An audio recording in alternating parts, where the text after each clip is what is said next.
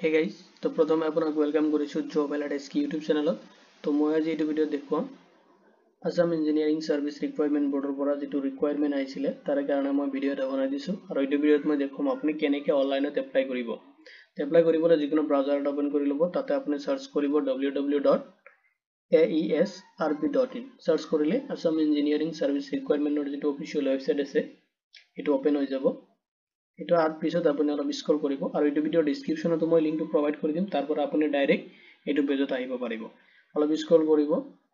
আৰু স্ক্ৰল কৰি যাব, ইয়াতে লিখা আছে click here to view the links for online application. তো ইয়াতে আপুনি এটা ক্লিক কৰি দিব। ক্লিক কৰি দিয়াৰ পিছত আপোনাৰ যেটো অনলাইন এপ্লাইৰ যেটো পেজ হয় এটা ওপেন হৈ যাব। তাতে বহুত কেইটা পোষ্ট আছে, যেটো তাতে মই অলৰেডি ভিডিঅত কৈছোৱে টেকনিক্যাল এন্ড নন টেকনিক্যালৰ কাৰণে বহুত কেইটা পোষ্ট আছে। তো আপুনি যেটো ৰিকুৱাৰমেন্ট হিচাপত আপোনাৰ যত মানে এডুকেশনাল কোৱালিফিকেশন খিনি মেচ কৰি আছে টেকনিক্যালত বা নন টেকনিক্যালত, হেতু হিচাপত আপুনি এপ্লাই কৰিব লাগিব। তো মই এইটো ভিডিঅ দেখাই আছো নন টেকনিক্যালটো, আৰু যিখিনি টেকনিক্যাল পোষ্ট আছে সেম প্ৰসেস হয় এপ্লাইৰ, আপুনি তেনেকৈ এপ্লাই কৰিব। খালি জাস্ট আপুনি তাতে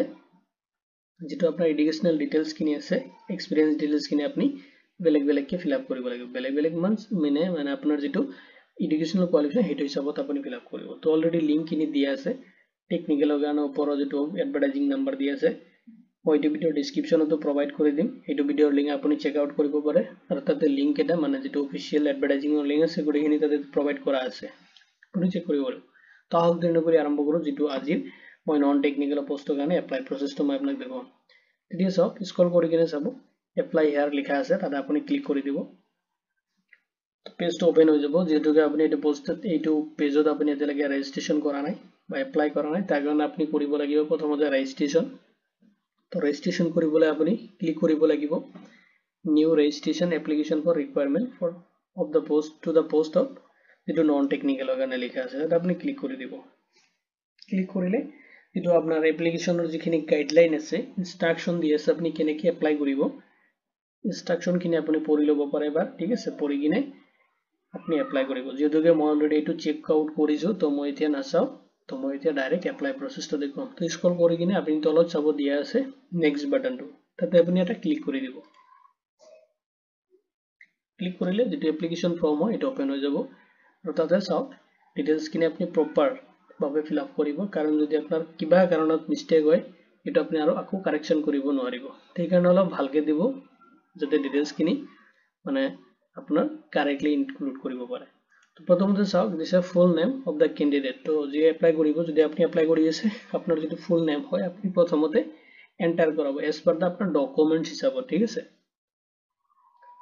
তাৰ পিছত চাওক নেক্সট আপোনাৰ দিব দিছে ফাদাৰ্স নেম। তো ফাদাৰ্স নেমটো আপুনি এন্টাৰ কৰাব। তাৰ পিছত দিব দিছে আপোনাৰ মাদাৰ্স নেম, আপোনাৰ মাকৰ নেমটো দিব। তাৰ পিছত স্পাউস নেম, যদি আপনি মেৰিড হয় তেতিয়াহলে স্পাউস নেমটো দিব, আৰু যদি আপনি মেৰিড নহয় তেতিয়াহলে এইটো ব্ল্যাঙ্ক ৰাখিব পাৰে, প্ৰবলেম নাই। তাৰ পিছত আপোনাৰ ডেট অফ বাৰ্থ আপনি সিলেক্ট কৰি ল'ব এজ পাৰ দা ডকুমেন্টছ, আপোনাৰ যিখিনি ডেট অফ বাৰ্থ হিচাপত দিয়া আছে ইয়াৰ ডে এন্ড মান্থ হিচাপত। তাৰ পিছত আপনি সিলেক্ট কৰিব লাগিব জেন্ডাৰটো, male female and third gender, যেটো জেন্ডাৰ হয় আপনি সিলেক্ট কৰিব। তাৰ পিছত এড্ৰেছ ফৰ কৰেসপন্ডেন্ট, আপোনাৰ এড্ৰেছটো আপনি ফিল আপ কৰিব। এড্ৰেছটো দিয়াৰ পিছত আপুনি সিলেক্ট কৰিব লাগিব আপোনাৰ ডিস্ট্ৰিক্ট, আপুনি কোনটো ডিস্ট্ৰিক্টৰ পৰা বিলং কৰি আছে। তাৰ পিছত আপুনি ষ্টেটটো সিলেক্ট কৰিব। ষ্টেটটো সকলোৰে আসামে হ'ব, কাৰণ আসামৰ ৰেসিডেন্সিয়েল হলেহে আপুনি এইটো পোষ্টত এপ্লাই কৰিব পাৰিব। তাতে যেটো এলিজিবিলিটি ক্ৰাইটেৰিয়া তাতে দিয়া আছে অলৰেডি, মই এডভাৰটাইজিংত কৈ দিছো। তো আপোনাৰ কৰেসপন্ডেন্ট এড্ৰেছ এন্ড পাৰ্মানেন্ট এড্ৰেছ যদি সেম হয় তেতিয়াহলে আপুনি সেভ এজ এবভ ক্লিক কৰি দিব, অটোমেটিক্যালি ডিটেইলছ খিনি ফিল আপ হৈ যাব। তাৰ পিছত চাওক নেক্সট আপোনাৰ যেটো ভ্যালিড এটা মোবাইল নাম্বাৰ আপুনি এটা এন্টাৰ কৰাব। এন্টাৰ কৰি কিনে আপুনি সেন্ড ওটিপিত ক্লিক কৰি দিব। আপোনাৰ মোবাইলত এটা ওটিপি সোমাব, আৰু তাতে ওটিপি কোডটো আপুনি এতে এন্টাৰ কৰাব, কৰি কিনে আপুনি ভেৰিফাই বাটনত ক্লিক কৰি দিব, আৰু ক্লিক কৰি দিয়াৰ পিছত আপোনাৰ মোবাইল নাম্বাৰটো ভেৰিফাই হৈ যাব। নেক্সট চাওক, নেক্সট আছে আপোনাৰ অল্টাৰনেটিভ কন্টেক্ট নাম্বাৰ। যদি আপোনাৰ অল্টাৰনেটিভ কন্টেক্ট নাম্বাৰ আছে আৰু এন আপুনি দিব খোজে তেতিয়াহলে আপুনি এইটো ফিল আপ কৰিব, নহলে আপুনি ব্ল্যাঙ্ক ৰাখিব পাৰে, প্ৰবলেম নাই। তাৰ পিছত আপুনি দিব লাগিব আপোনাৰ ভ্যালিড ইমেইল এড্ৰেছ। তো ইমেইল এড্ৰেছটো আপুনি ভ্যালিড দিবৰ কাৰণে আপোনাৰ ইমেইলত আপোনাৰ এপ্লিকেশন নাম্বাৰ হয় উইথ পাসওয়াৰ্ড আপোনাৰ ইয়াতে সেন্ড কৰি দিয়ে, এইকাৰণে আপুনি ভ্যালিড এটা ইমেইল আইডি ইয়াতে এন্টাৰ কৰাব। তো নেশ্যনেলিটি ইণ্ডিয়ান যেটো হয় এইটো সিলেক্ট হৈ থাকিব ফিজিক্যাল আইডেন্টিফিকেশন মার্ক নেক্সট চাওক যদি আপনার তেনেকুৱা কোনো ধৰণৰ ফিজিক্যাল আইডেন্টিফিকেশন মাৰ্ক আছে আপুনি দিব পাৰে আৰু যদি নাই ব্ল্যাঙ্ক ৰাখিব পাৰে প্ৰবলেম নাই তাৰ পিছত চাওক ক্যাটাগৰি ফৰ দ্য ক্যান্ডিডেট আপনি কোনটো ক্যাটাগৰি পৰা বিলং কৰি আছে general SC STP STH OBC বা এমওবিসি হয় যদি আপনি সিলেক্ট কৰি লব যেটো ক্যাটাগৰি পৰা আপনি বিলং কৰি আছে ঠিক আছে নেক্সট চাওক do you belong to personal যদি আপনি পিডব্লিউডি ক্যাটাগরি হয় তেতিয়া হলে ইয়েস সিলেক্ট কৰিব আৰু যদি নহয় তেতিয়া হলে নো সিলেক্ট কৰি দিব নেক্সট চাওক whether the candidate a permanent resident and আপনি অসমৰ ৰেসিডেন্সিয়াল হয় না নাই তো obviously হ'ব লাগিব নহলে আপনি এই পোষ্টত এপ্লাই কৰিব নোৱাৰিব তো এই কাৰণে yes তো আপনি সিলেক্ট কৰিব তাৰ পিছত চাওক do you belong to BPL category আপনি BPL মানে below property lower মানে ফ্যামিলি পৰা বিলং কৰি আছে নেকি যদি কৰি আছে দেন yes কৰিব আৰু যদি আপোনাৰ BPL নাই তেতিয়া হলে আপনি no ক্লিক কৰি দিব আপনি বুলি নহয় যদি আপোনাৰ ঘৰত BPL আছে তেনেহলে yes সিলেক্ট কৰিব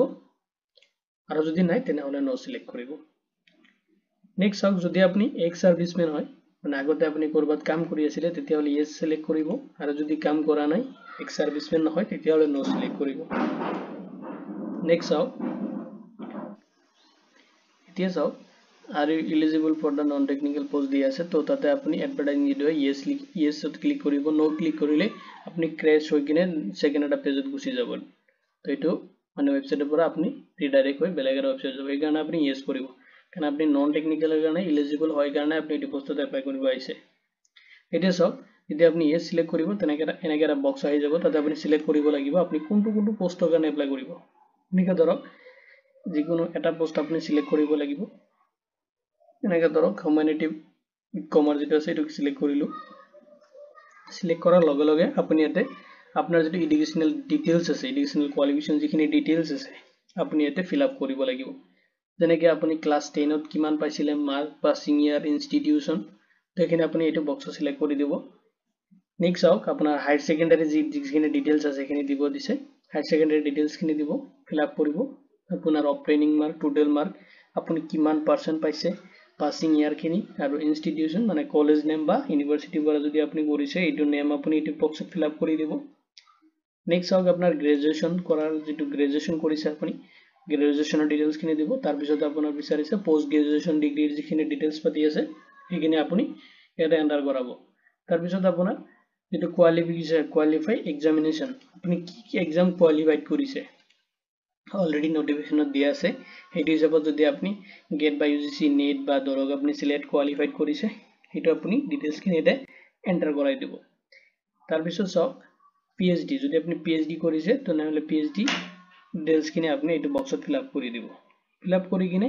আপনি এটা ডিক্লেয়াৰ কৰিবলৈ date of the result declare degree date and result যেটো ডিক্লেয়াৰ কৰিছে এইটো ডেট আপনি এটা এন্টাৰ কৰাব তাৰ পিছত চাওক নেক্সটত আপনি আপলোড কৰিব লাগিব ফটো এন্ড সিগনেচাৰটো এটা যেটো ৰেজুলেশন দিয়া আছে হেতু ৰেজুলেশন হিচাপত আপনি আপোনাৰ ফটো এন্ড সিগনেচাৰটো আপলোড কৰিব লাগিব নহলে আপোনাৰ যেটো এপ্লিকেশন হয় ৰিজেক্ট হ'ব পাৰে তো এইটো হিসাব ফৰম্যাটত আপনি আপলোড কৰি দিব আপলোড এতিয়া চাওক আপনি লগইনৰ কাৰণে সিলেক্ট কৰিব লাগিব আপোনাৰ পাসওয়াৰ্ড যেটো আপনি নিজে সেট কৰিব লাগিব তো পাসওয়াৰ্ড বক্সত যাব যাই কিনে আপনি মিনিমাম 8 to 12 ক্যাৰেক্টাৰৰ ভিতৰত আপনি আপোনাৰ পাসওয়াৰ্ডটো সিলেক্ট কৰি লব আপনি এটা ক্যাপচাৰ মানে যেটো পাসওয়াৰ্ড আপোনাৰ মনত থাকিব বা আপনি ভালকে দি দিব এটো দিয়াৰ পিছত পাসওয়াৰ্ডটো কনফাৰ্ম কৰিব কনফাৰ্ম কৰি কিনে আপনি ডিক্লেয়াৰেশন বক্সটোত আপনি ক্লিক কৰি দিব তাৰ পিছত আপনি যেটো ইম্পৰ্টেন্ট নোটস হয় এটা আপনি যদি পঢ়িব খুজে যেন আপনি পঢ়িব পাৰে প্ৰবলেম নাই নহলে এটা আগতে দিয়া আছে তো আপনি এটা টিক কৰি দিব ঠিক আছে দুটা বক্সত টিক কৰিব কৰি কিনে আপনি